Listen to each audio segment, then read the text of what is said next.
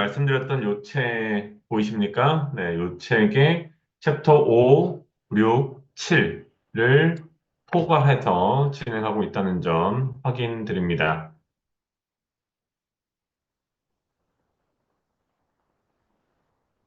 네. 자, 그러면, 아이고, 다음 페이지.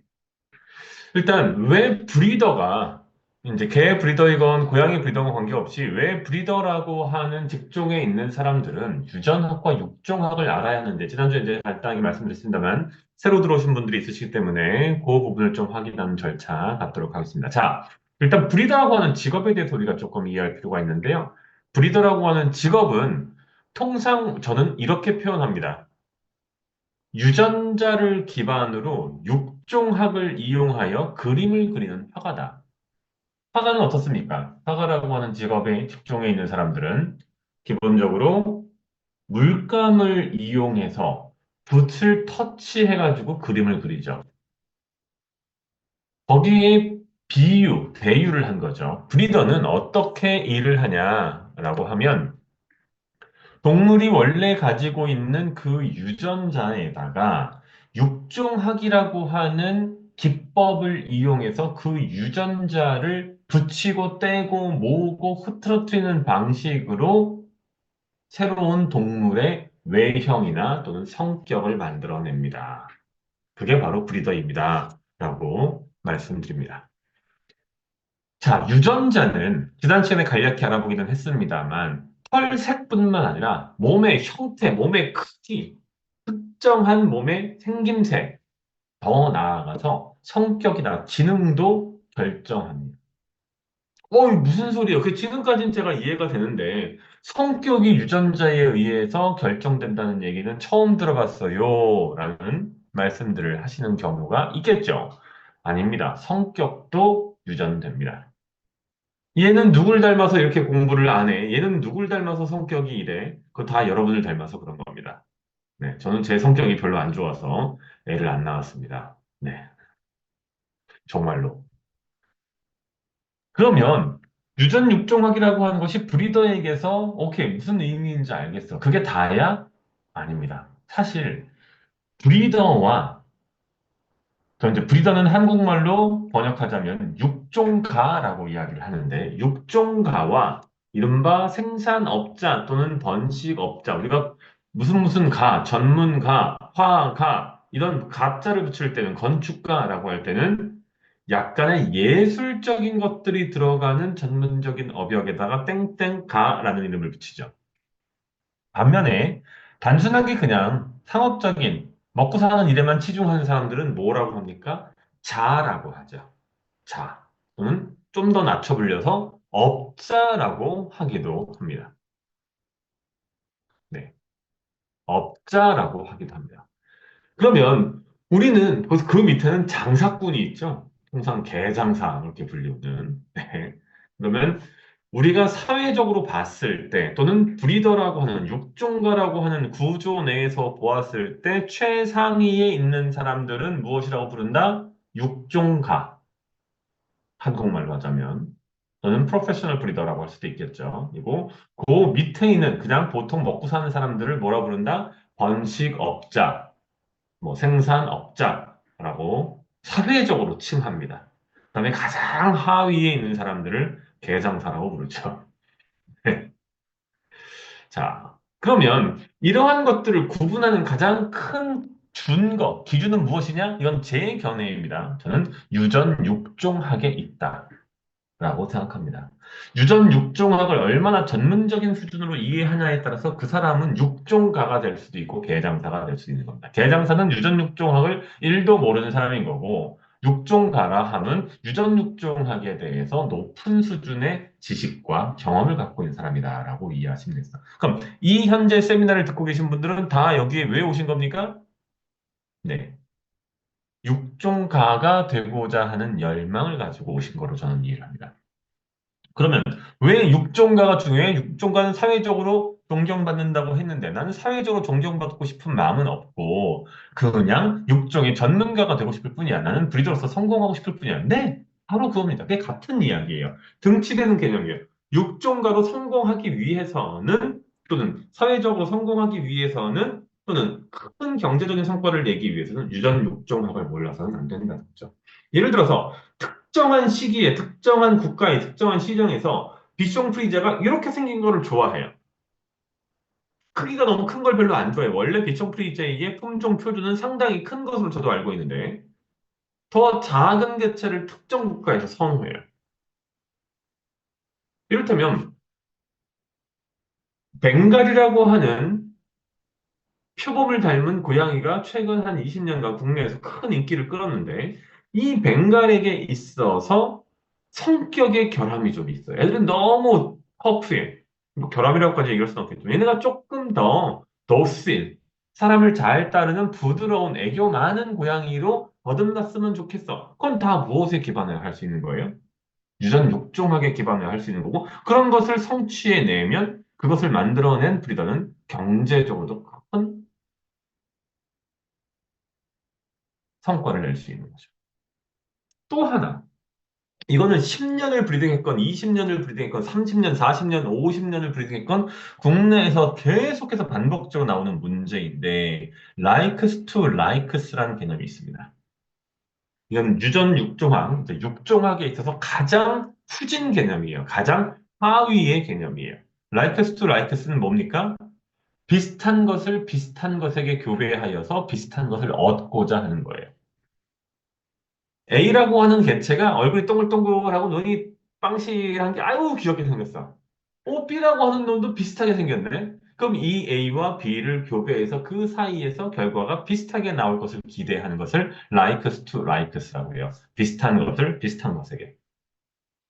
이런 결과가 나와요? 안 나오죠.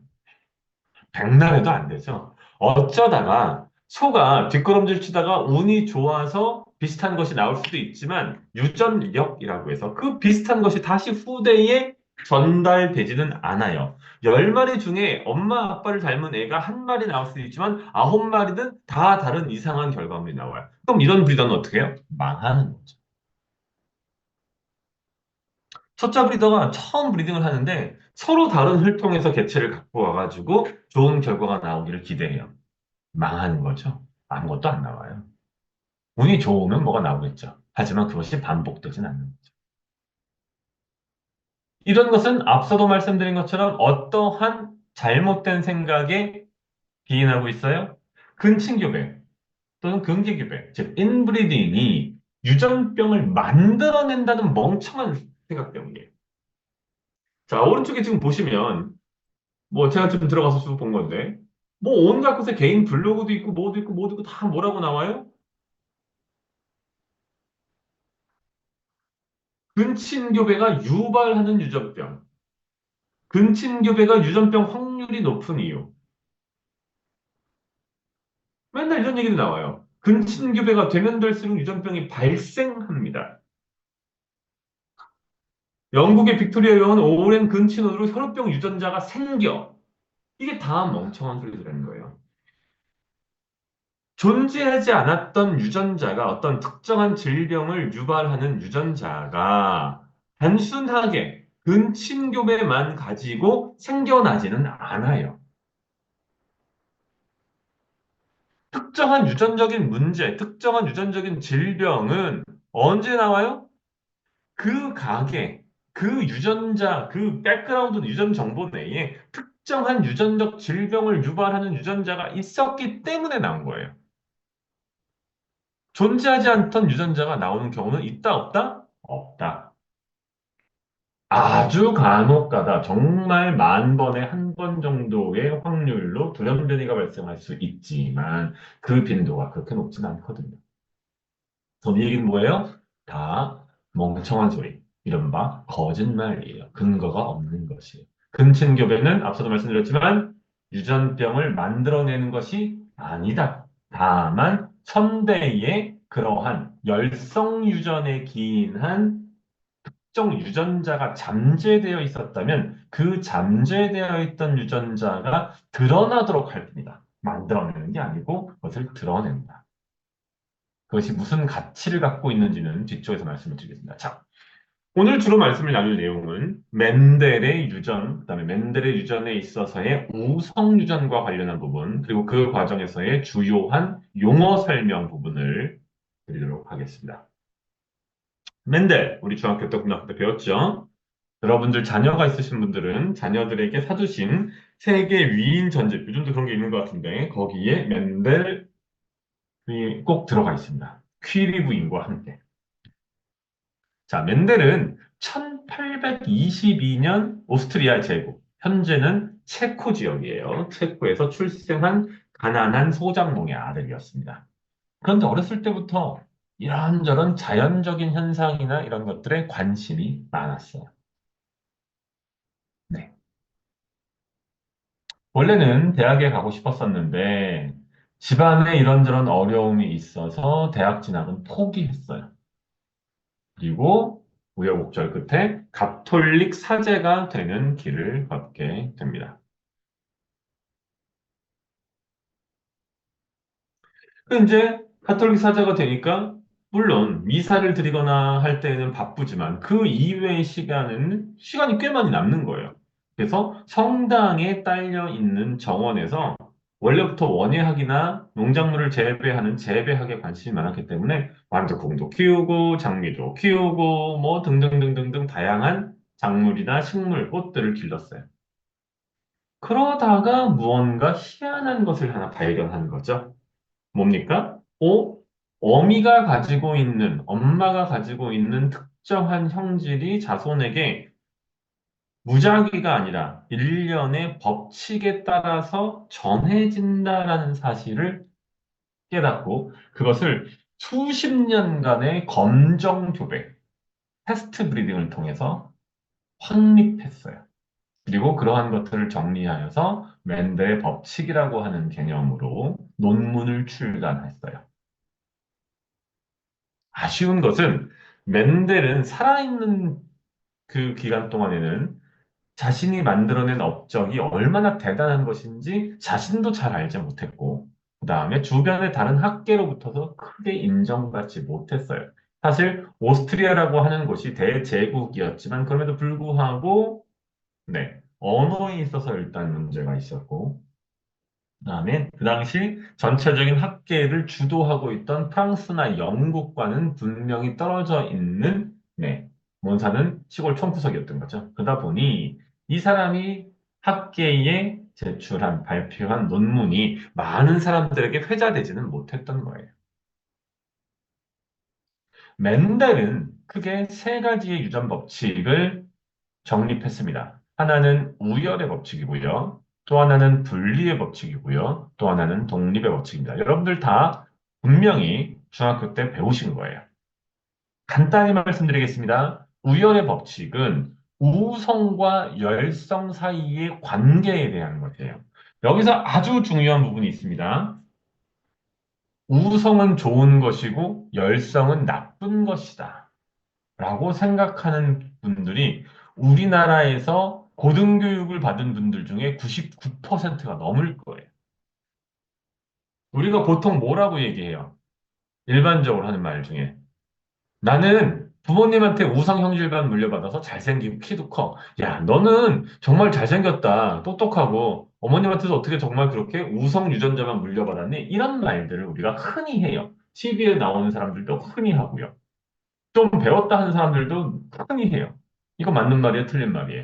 이거 틀린 말이에요. 완전히 잘못된 말이에요. 우성이라고 하는 것, 그다음에 열성이라고 하는 것을 이거를 일본어로 번역해서 우열로 받아들이면서부터 사실은 모든 문제가 발생한 거예요. 여기서의 우열은 무엇 무엇이 낫다, 무엇 무엇이 못하다잖아요. 우반, 열반, 우수반, 열등반. 근데 실제로 영어는 우열이 아니에요. 뭐라고 했습니까? 도미넌스하고 리세시브예요. 도미넌트하고 리세시브. 도미넌트는 뭐예요? 지배예요. 리세시브는 수동적인 거예요. 비적극적인 거예요. 자, 이게 무슨 얘기인지 한번 알아볼게요. 맨델이 연구한 바에 따르면 완두에는 두 가지 껍데기의 형질이 있어요. 형질은 드러나는 모습이에요. 하나는 둥근 완두고요. 또 하나는 쭈글쭈글하게 주름이 진, 찌그러진 만두예요. 그런데 이 순수한 둥근 만두, 계속해서 둥근 만두, 둥근 만두, 둥근 만두로만 새끼를 낳았던, 뭐 새끼를 낳았다가 좀 이상하지만, 네. 그 둥근 만두 종자하고, 누대에 걸쳐서 계속 검정 교배했지만, 단 한 번도 동그란 애가 나오지 않은 순수한 쭈그러든 만두를 교배했더니, 수분했더니, 그 결과로 나온 것들은 전부 다 둥근 완두만 나왔다. 라고 하면 이때 이 둥근 완두를 무엇이라고 하냐? 우성 형질이라고 해요. 껍데기가 쪼글쪼글하지 않고 동그랗게 나오는 반딱반딱한 것을 우성이라고 하고요. 도미넌트하다고 하고요. 그 반대인 쭈글쭈글한, 즉 둥근 것과 쭈글쭈글한 것을 교배했을 때 그 결과 F1 첫 번째에서 드러나지 않는 형질인 쭈글쭈글한 형질을 우리는 무엇이라고 해요? recessive, 열성이라고 해요. 이게 다예요. 즉, 우리가 대립 유전자라고 얘기하죠. 하나의 염색체의 특정한 유전자의 두 가닥의 부모로부터 받은 지난 시간에 배우신 감수 분열된 생식세포가 하나씩 하나씩 조합이 돼가지고 되는데 그때 그 특정한 유전자 자리에 있는 부모로부터 받은 한쪽 또 다른 한쪽을 대립 유전자라고 한다고 하는데 그 대립 유전자 한 쌍은 하나는 아빠한테 받은 거고 하나는 엄마한테 받은 거죠. 그런데 그것이 서로 다른 것일 때 드러나는 유전자, 겉으로 표현한다고 해서 표현형이라고 하는데, 표현형 유전자를 우리는 뭐라고 한다? 우성. 표현되지 않는 잠재적인 유전자를 뭐라고 한다? 열성이라고 부른다 해요. 다시 말하면 대립 유전자가 서로 다르게 되어 있어요. 그런데 그 중에 겉으로 드러나는 표현형인 유전자를 우성, 드러나지 않는 것을 열성. 이해가 되십니까? 이것을 무엇이라고 부르냐? 거창하지만 네, 단순합니다. 우열의 법칙, 즉 우성과 열성이 있고 겉으로 드러나는 것을 우성, 드러나지 않는 것을 열성이라고 부른다예요. 똑같은 얘기를 계속해서 반복하고 있습니다. 분리의 법칙이 있습니다. 분리의 법칙은 똑같은 상황에서 F1에서는 네, 우성인 형질만 드러냈는데 그것을 가지고 다시 동일하게 교배를 시켜서 나온 잡종 2대에서는 열성 유전자가 표현형 형태로 드러나게 돼요. 이유는 단순해요. 뒤쪽에서 퓨넷 스퀘어라고 하는 방식으로 어떻게 감수 분열된 생식세포가 짝이 지어지는지 한 번 더 확인할 텐데, 지금 보시면 예를 들어서 겉으로는 둥근 완두이지만 실제로는 주름진 완두의 형질, 스몰 r, 이게 라지 r을 둥근 완두라고 하고, 스몰 r을 주름진 완두의 유전자라고 했을 때, 이렇게 된 것을 다시 그대로 교배시키면, 수분시키면이죠. 식물이니까. 그러면 얘네는 요 라지 R과 라지 R이 만나고, 라지 R과 스몰 R이 만나고, 스몰 R과 라지 R이 만나고, 다시 스몰 R과 스몰 R이 만나는 네개의 개체가 1대 1대 1대 1의 비율로 나와요. 그리고 얘는 어떻습니까? 순수한 둥근 완두이고요. 이 둘은, 이건 25%고요. 요 둘은 50 합쳐서 25, 25에서 50%의 확률로 순수하지는 않지만 표현형이 둥글고 반대되는 대립 유전자, 즉 쭈글쭈글한 대립 유전자인 스몰 r을 가지고 있는 둥근 완두가 나오고요. 마지막으로 어떻게 됩니까? 순수한 주름진 완두, 스몰 r의 대립 유전자로 이어져 있는 개체가 25%의 확률로 나와요. 이와 같이 잡종 일대를 다시 자가수분하거나 또는 인브리딩해서 만들어진 개체 내에는 무엇이 나온다? 리세시브 진, 즉 열성 유전자가 표현형으로 나와서 형질이 분리된다. 그래서 분리의 법칙이라고 부릅니다.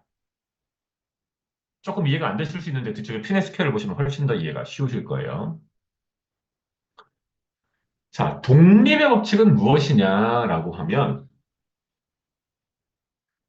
완두콩의 형질 중에 둥그런 게 있고 주름진 게 있다. 이건 겉껍질의 형태를 얘기하는 거고요. 그 다음에 색깔이 누리끼리한 게 있고 초록색인 게 있다라고 하면 겉껍질과 관련된 유전자와 겉껍질의 형태와 관련된 유전자와 색깔과 관련되는 유전자는 서로 아무런 관련 없이 독립적으로 후대에 유전된다라고 해서 독립의 법칙이라고 불러요. 오늘 뒤쪽에서 좀 더 실제 개나 고양이의 유전자를 가지고 한 번 더 확인하는 시간을 갖게 될 겁니다. 여기까지 큰 어려움은 없으실 것으로 믿습니다. 진돗개 브리더분들을 한 15분 정도 더 저희가 초빙을 했는데 강의에는 잘 안 들어오시네요. 네. 아쉽게도. 네. 자, 어, 유전과 육종에 대한 전문적인 이야기로 들어가기 전에 주요 용어에 대해서 가볍게 짚고 넘어가는 시간 갖도록 하겠습니다. 깊이 들어가면 한도 끝도 없어서 저희가 정해진 시간 1시간 동안에 모든 이야기를 다 나눌 수는 없으니 간략하게 살펴보겠습니다. 자, 유전은 뭔지 아시죠? 네. 엄마나 아빠가 가지고 있는 특정한 어떤 특성이 내재되어 있는 또는 겉으로 드러나는 특성이 자손에게 전달되는 것을 유전이라고 해요. 순종과 잡종이라는 개념이 있어요. 순종은 뭡니까? 여러 가지 의미가 있는데요. 여기서는 지금 서로 같은 대립 유전자를 갖는 것이라고 정의했는데 이것 말고 이거는 작은 의미의 협의의 순종이고요. 이거보다 큰 광의의 순종은 동일한 개체군 내에서 누적적이고 반복적으로 교배했을 때의 그것을 순종이라고 부르기도 해요. 우리가 보통 순종 진도 예를 들어서 뭐 순종 레브라도 리트리버, 순종 브리티시 쇼테어, 순종 봄베이라고 하는 것들은 육종학적으로 훨씬 더 큰 개념이라서 동일 개체군 또는 동일한 품종 내에서 반복적이고 누대에 걸쳐 교배된 것을 그렇게 부르고요. 여기서의 순종은 유전학적인 측면에서 앞서 말씀드린 염색체의 쌍이 있는데 어떤 유전자의 쌍이 있는데 그것을 대립 유전자라고 하는데 그 대립 유전자가 둘 다 똑같은 경우 순종 또는 다른 말로는 동형적합체 똑같은 것이 붙어 있다고 해서 또는 영어로는 호모지고시라고 해요. 호모는 같다라는 얘기죠. 그래서 반대말은 헤테로 다르다는 얘기죠. 그래서 보통 우리가 이성애자를 헤테로섹슈얼이라고 하고 동성애자를 호모섹슈얼이라고 하는 거죠. 잡종은 뭡니까? 당연히 그 반대가 될 것입니다. 네. 거기서 조금 더 들어가면 유전육종학적으로 단성잡종과 양성잡종이라는 표현들이 있는데요. 또는 뭐 다성잡종이라고 할 수도 있겠죠. 이를테면 하나의 형질이 서로 이형인 것들. 양성잡종은 두 가지 형질, 이를테면 이것은 황색 유전자이고 이것은 둥글렇게 만들어진 유전자일 때 그러한 두 개의 유전자만 봤을 때 그 두 개의 유전자가 다 어떤 경우 두 개의 형질이 다 서로 순종이 아닌 다 잡종끼리 만나는 것을 양성잡종이라고. 여긴 유전자는 배우셨고요. 표현형은 앞서 말씀드린 것처럼 겉으로 드러날 수 있는 형질을 표현형이라고 해요. 네, 겉으로 드러난 형질. 네, 저 같은 경우 여러분들 모두가 눈이 짙은 갈색이거나 검은색입니다. 피부도 누리끼리한 황색입니다. 우리의 유전자형, 표현형은 뭐예요? 다 이럴 거예요. 눈의 홍채 색깔이 짙은 갈색이고요. 피부가 황색이에요. 유전자형은 그것의 뒤에 있는 유전자의 정보들을 말해요. 예를 들어서 제가 제 윗대에 선대에 아라비아인이 있어요. 선대에 그렇다면 프랑스인이 있어요. 네. 뭐, 뭐, 임진왜란 때 무슨 저기 포르투갈 군이 와가지고 제 할머니 하고 결혼해서 아이를 낳았어요. 그래서 저는 모르지만 제 피 속에는 포르투갈인의 예를 들어서 유전자가 들어있어요. 근데 제가 우연히 포르투갈인을 만나서 결혼했는데 그 아이가 눈이 파랗게 나왔다. 네. 그러면 저에게 겉으로는 제가 표현형이 갈색 눈이지만 제 유전자형에는 파란색 눈을 만들어내는 어떤 열성 유전자가 하나 들어가 있는 거죠. 겉으로 표현되지 않은 그런 것을 우리는 유전자형이라고 해요. 좀 배우셨고요. 다 이런 부분들은 다 대부분 지난 시간에 배운 것들이니까 넘어가고요. 자, 분리법칙 배우셨고요. 독립법칙 배우셨고요. 연관이 있는데, 연관은 특정한 유전자가 하나의 염색체에 있는 경우가 있어요. 그러면 그 유전자들은, 그 유전자와 관련된 형질들은 독립의 법칙과 관계없이 항상 똑같이 쫓아다녀요. 왜? 똑같은 유전자적인 염색체 안에 있기 때문에. 그런 경우를 우리는 그 두 개의 유전자가 연관되었다. 영어로는 링키지라고 하는데, 즉 관련되었다. 붙어 다닌다는 얘기예요. 참고로 연관이 깨지는 경우도 있어요. 붙어 있던 것들이 유전자가 재조합되는 과정에서, 감수 분열하는 과정에서 서로 끊어져가지고 딴 놈하고 붙을 수도 있어요. 특수한 경우이긴 하지만 꽤 높은 비율로 나타납니다. 여러분들은 그런 것까지 이해를 하셔야 돼요. 검정교배란 말을 제가 지난 시간부터 계속 쓰고 있는데, 검정교배는 검은색 교배가 아니고요. 시꺼먼 블랙 메이팅이 아니고요. 검정고시 할 때 그 검정이에요. 네. 즉, 내가 생각하기에 이 A 개체는 어떠어떤 유전 성질을 가지고 있고, 이 B 개체는 이러이러한 유전 성질을 갖고 있는데, 이 둘 사이의 교배에서 나온 결과를 보고, 둘의 A와 B 개체가 가지고 있는 특정 형질의 유전형을 알아내는 것이 바로 검정교배예요. 자, 단일인자 유전이라는 개념이 있고, 이제 어려운 얘기들 많이 나옵니다. 한 귀로 듣고 그냥 한 귀로 흘리셔도 돼요. 다 막 기억하고 외우시려고까지 할 필요는 없어요. 자꾸 듣다 보면 익숙해지십니다. 단일인자 유전이라는 개념이 있고요. 다인자 유전이라는 개념이 있어요. 단일인자 유전은 앞서 말씀드린 것처럼 이를테면 완두콩이 동그래지는지 쭈글쭈글해지는지 유전자 하나에 의해서 결정나요. 네. 그런데 예를 들자면 완두콩의 크기와 관련한 것은 유전자 하나에 의해서 이루어져요. 그 유전자 5개, 10개, 20개, 100개, 1000개, 만 개에 의해서 이루어져요. 우리가 보통 단일인자 유전과 관련되는 것들은 아주 단순해서 다루기가 쉬워요. 멘델의 유전 법칙만 가지고도 할 수 있고요. 모든 유전이 단일인자 유전에 의해서 이루어진다면 사실은 인브리딩 또는 라인 브리딩이 불필요해요. 그런데 안타깝게도 또는 아쉽게도 우리가 원하는 이를테면 진돗개의 꼬리가 말려 있는 특질, 진돗개의 앞에 이마가 어떤 특정한 각도를 이루는 고양이에 있어서 이를테면 털색의 미묘한 어떤 깊이, 고양이에 있어서 털의 길이를 결정하는데 장모와 단모를 넘어서 장모 중에서 특별히 어떤 특정한 형태의 몇 센치가 넘어서는 그런 것들, 몸에 있는 어떤 반점의 위치와 같은 것들은 대부분 단일인자가 아니고 다인자, 즉 여러 개의 유전자들이 서로 병합되어서 합쳐져서 움직여요.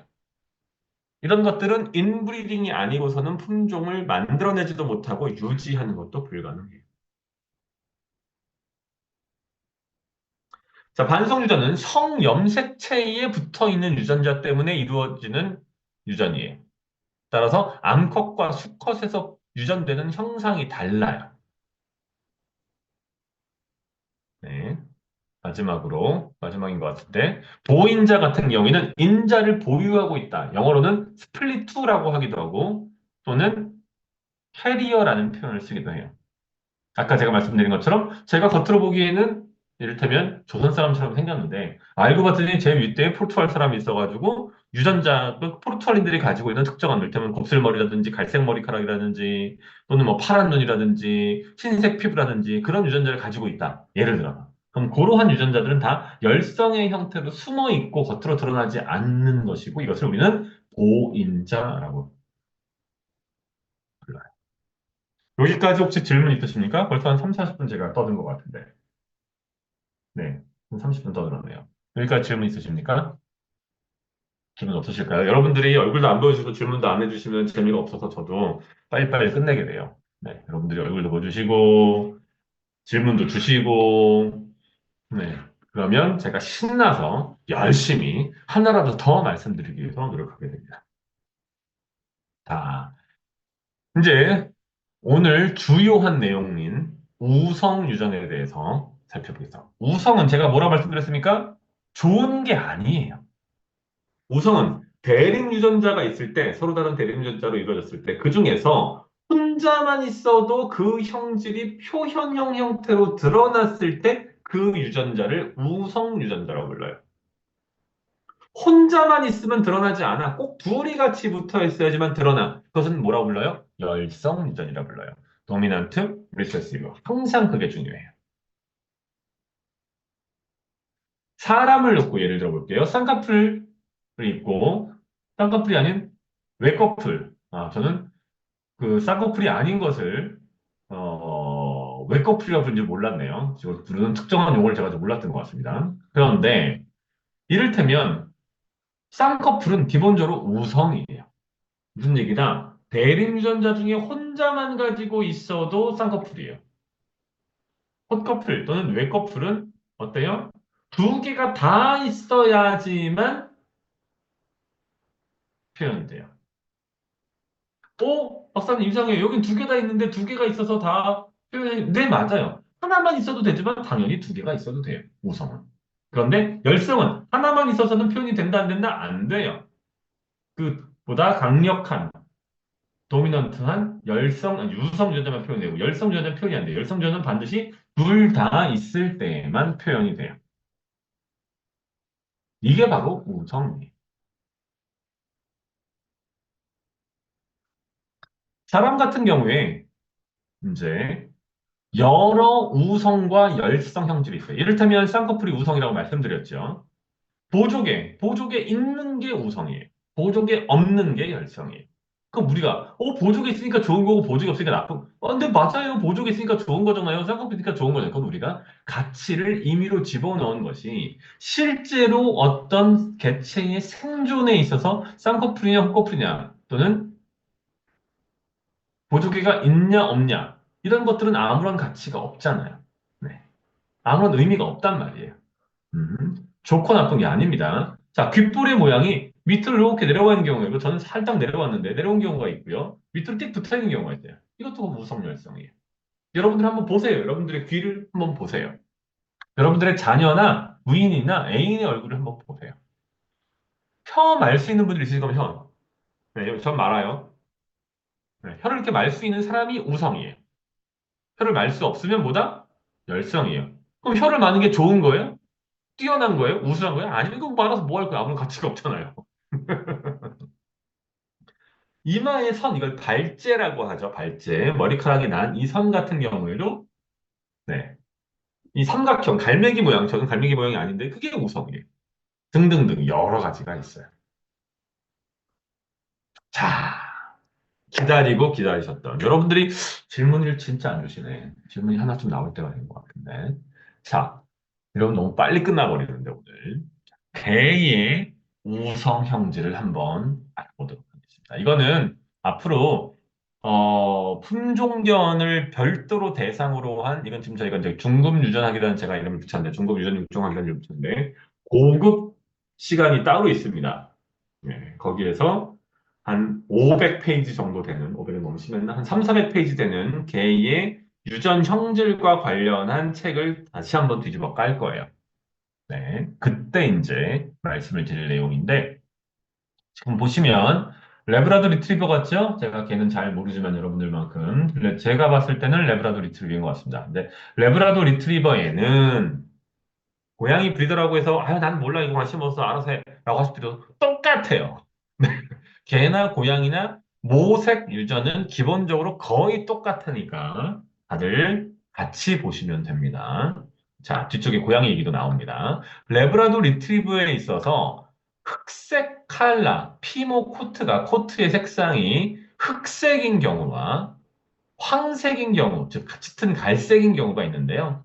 흑색인 경우가 지금 대문자로 표기되어 있죠. 보통 영어에서 대문자로 표기한 것을 유저는 우성으로 보고요. 이렇게 소문자로 표기한 것을 뭐라고 본다? 네, 열성 유전이라고 보시면 돼요. 그러면 우리는 딱 보면 알 수 있죠. 흑색 유전자는 우성이고 갈색 유전자는 열성이구나. 왜? 옆에 보시면 이형 접합되어 있는 라지 B와 스몰 b로 이형 접합되어 있는 개체도 검은색이거든요.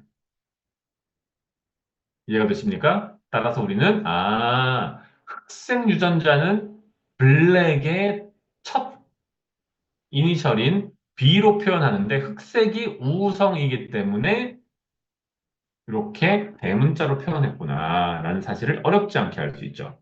예를 들어서 그러면 이런 개체 간의 교배를 한번 우리가 보겠습니다.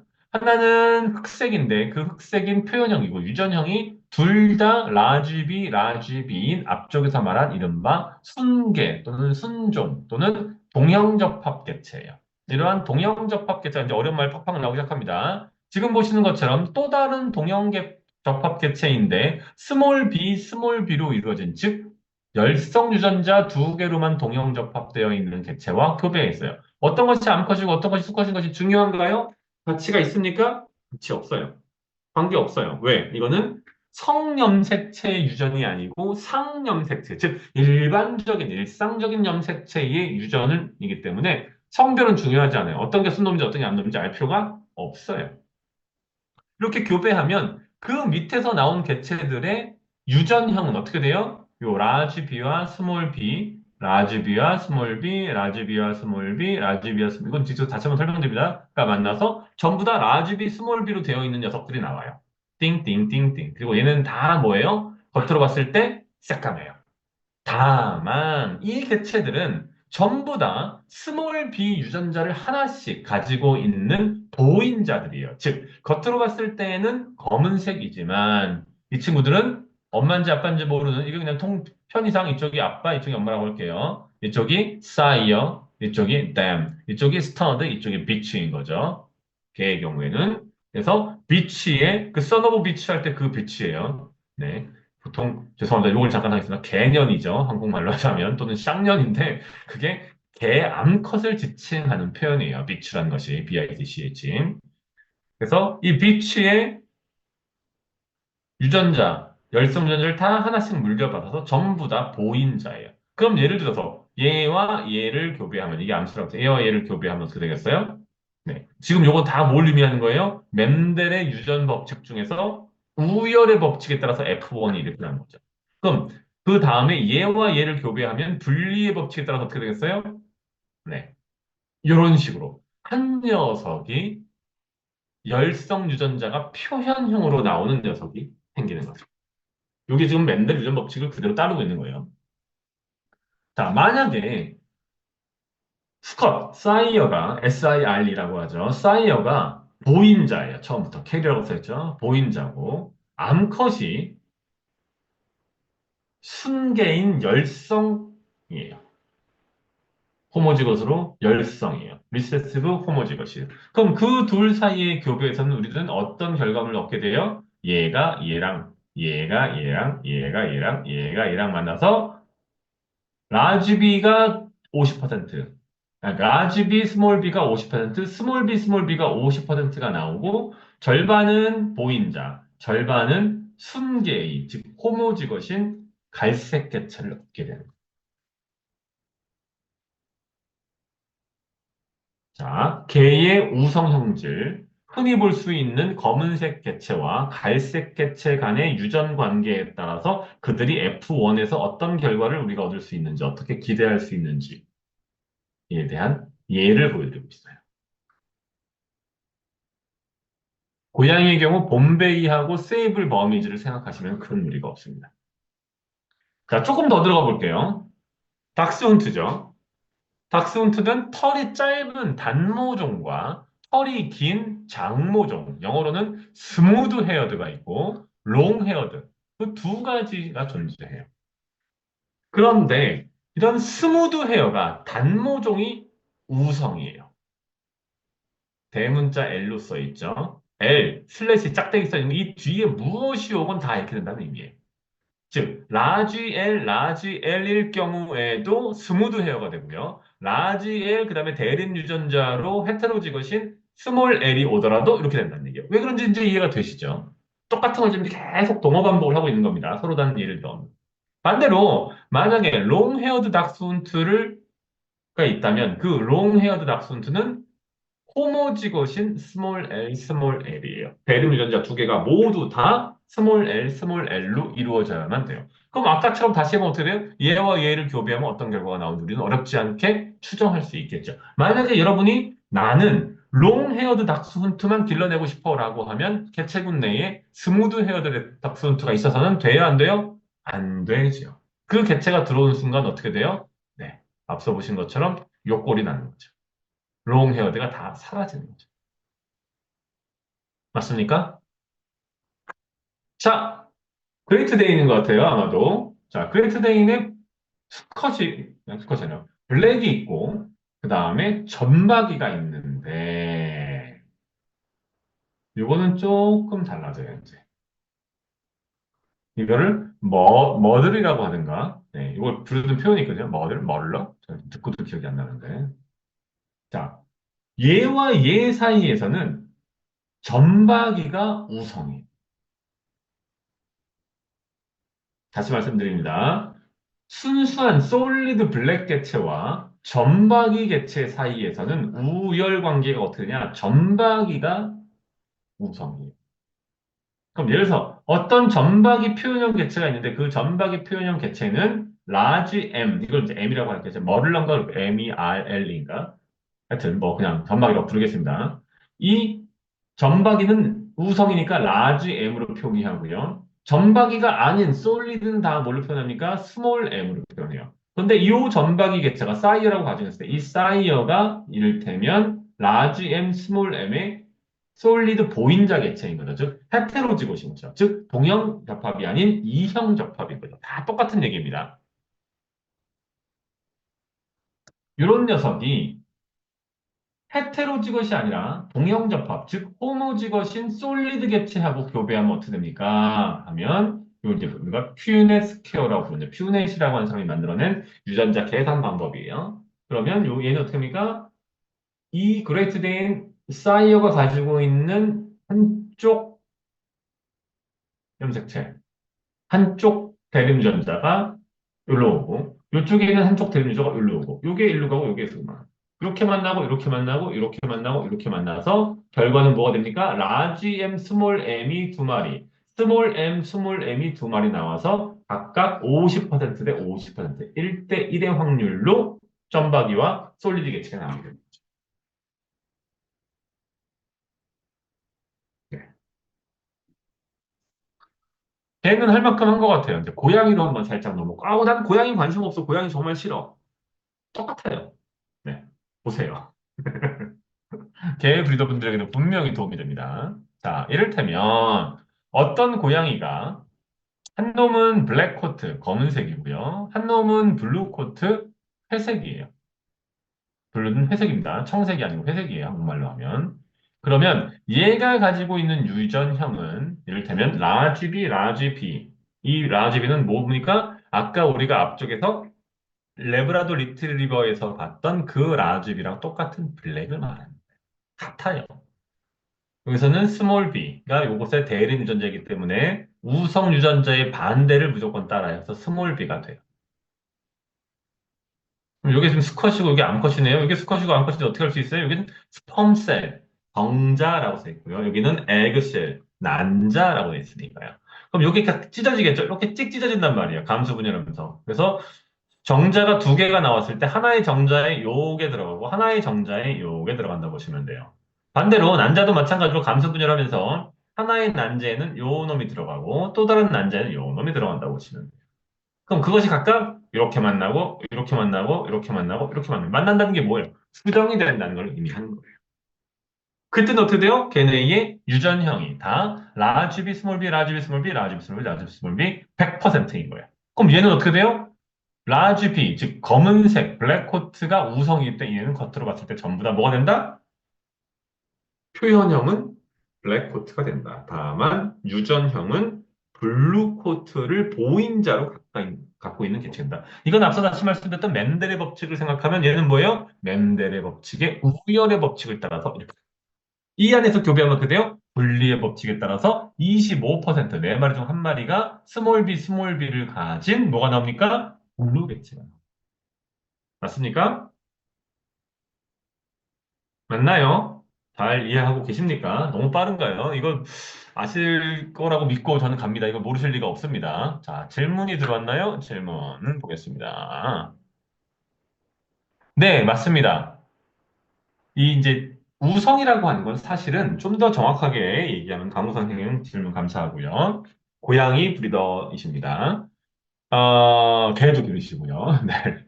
단모, 이제 우리가 우성이라고 하는 것은 야생형 유전자, 와일드 타입 진이라고 통상 부릅니다. 이 와일드 타입 진은 별도의 기작이 없는 상태에서 야생에서 우리가 흔히 볼 수 있는 유전자가 다 야생형 유전자예요.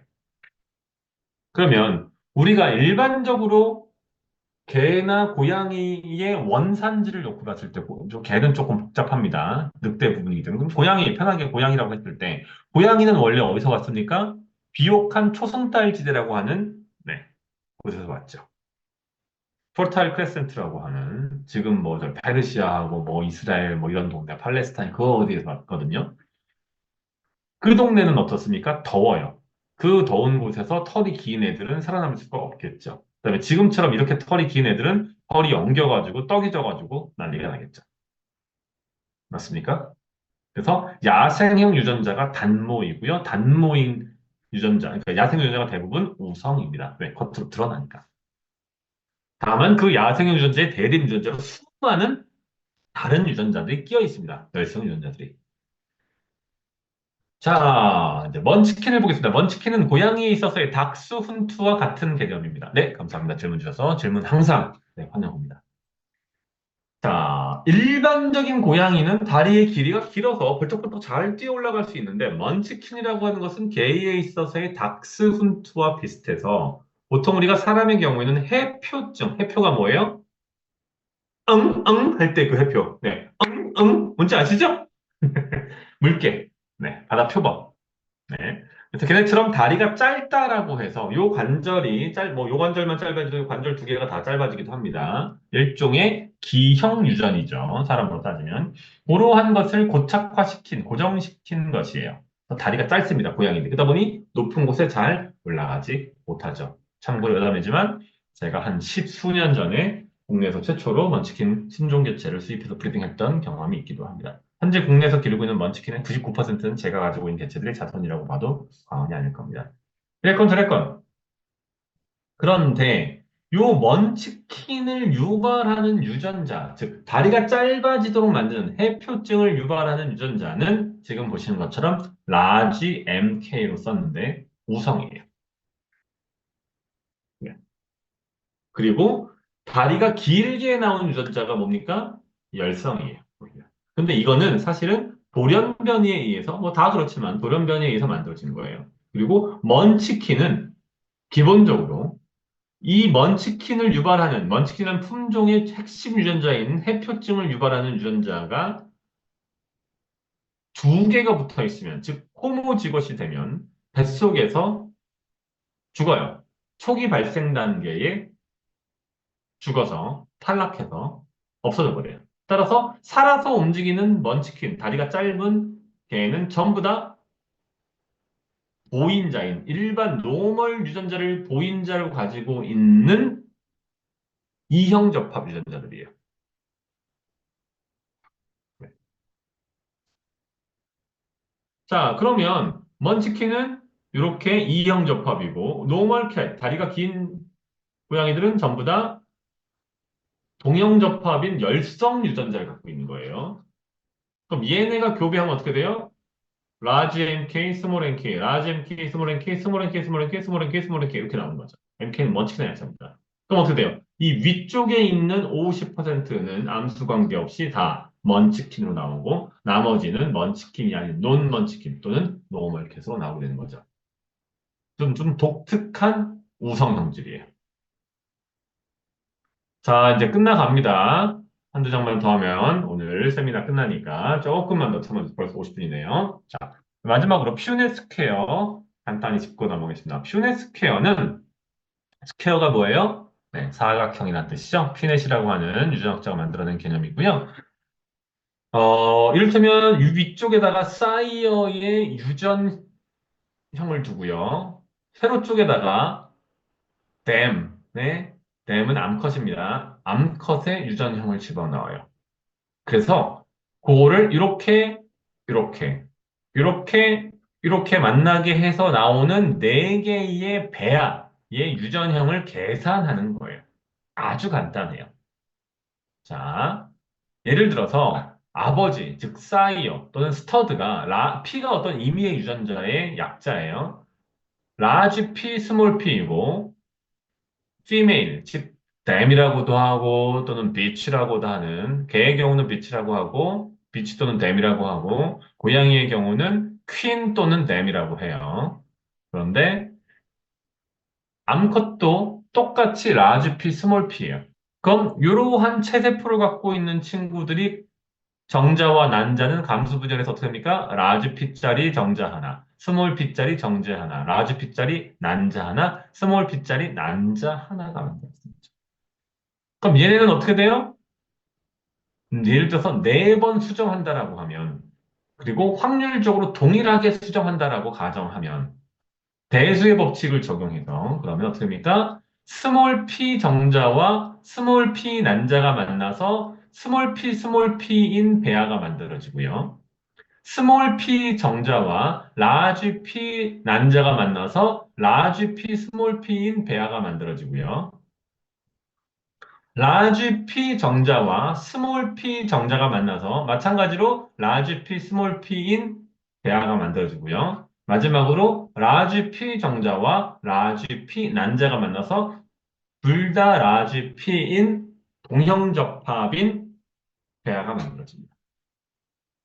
그럼 어떻게 됐어요? 표현형은 라지 P가 겉으로 드러나는 개체가 75% 나올 거고요.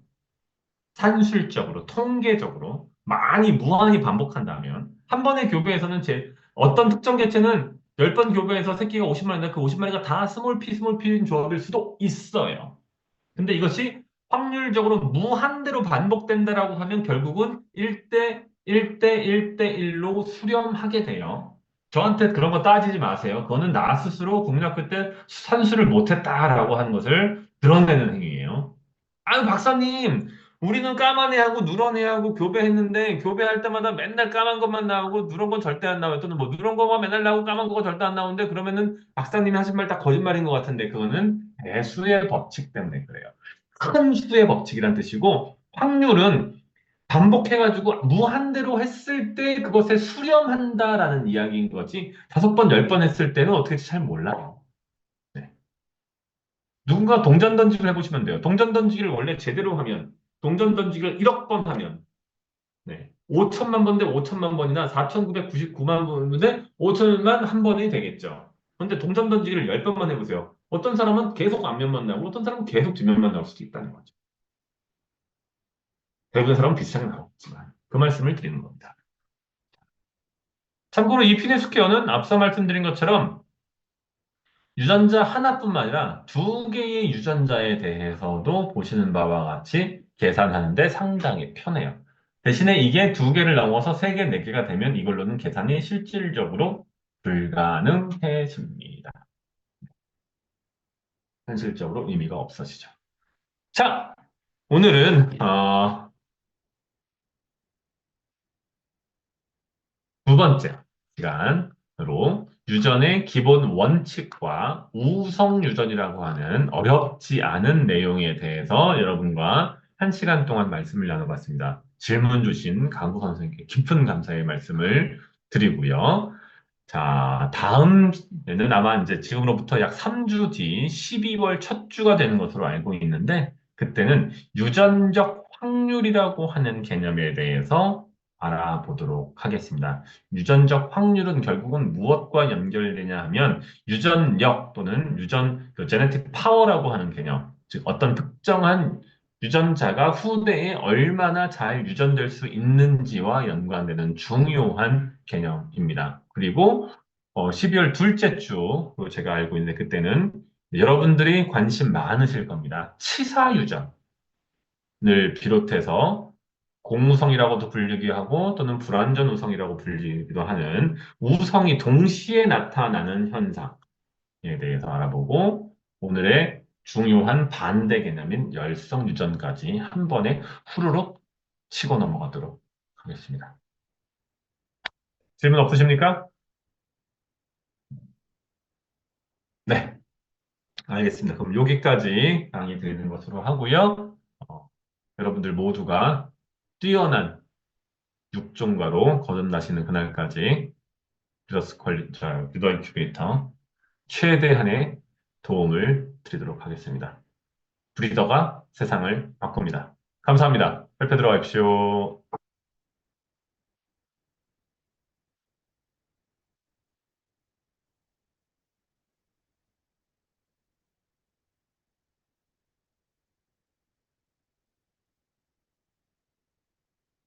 네, 감사합니다.